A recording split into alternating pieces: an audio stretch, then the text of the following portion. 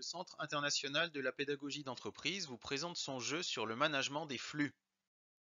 Ce jeu existe en deux versions, présentielle et distancielle. Cette vidéo présente la version présentielle. Dans un premier temps, Reactic place les participants en situation d'établir un diagnostic des flux. Il trace les flux, les dimensionne en termes de délai, d'encours et de stock, puis identifie les causes de ralentissement de ces flux.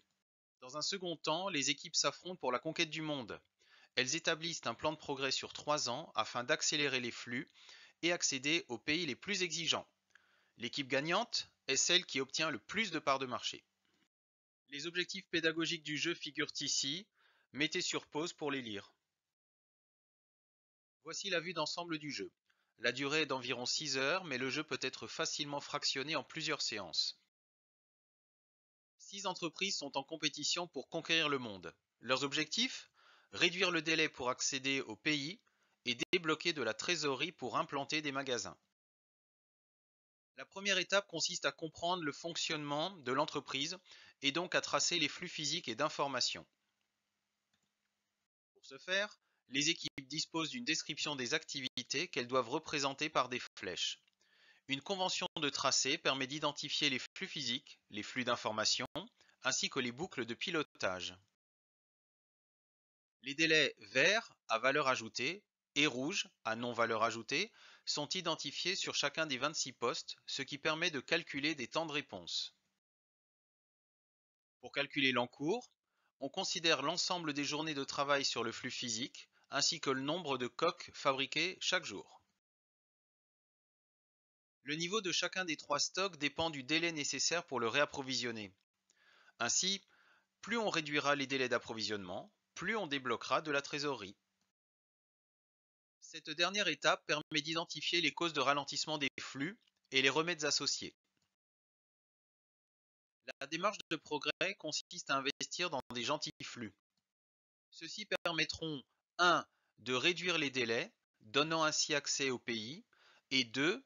De libérer de la trésorerie en vue d'acquérir des magasins et de s'implanter dans les pays devenus accessibles. Chaque équipe met à jour sa cartographie et s'appuie sur celle-ci pour calculer les performances.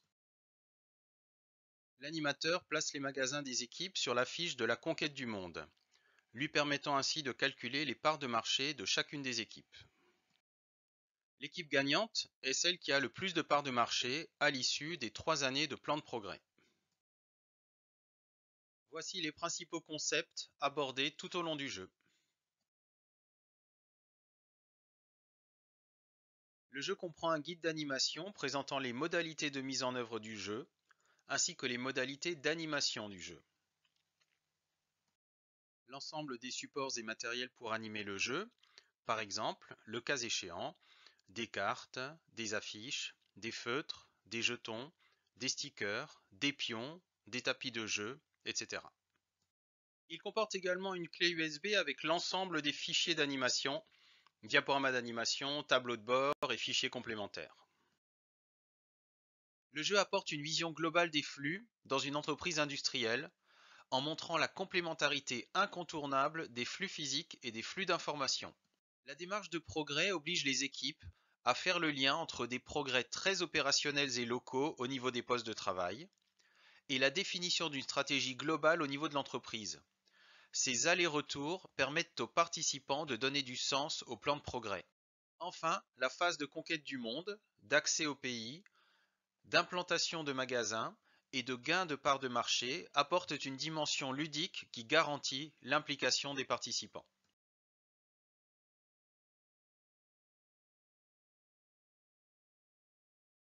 Voici quelques témoignages de personnes ayant vécu le jeu.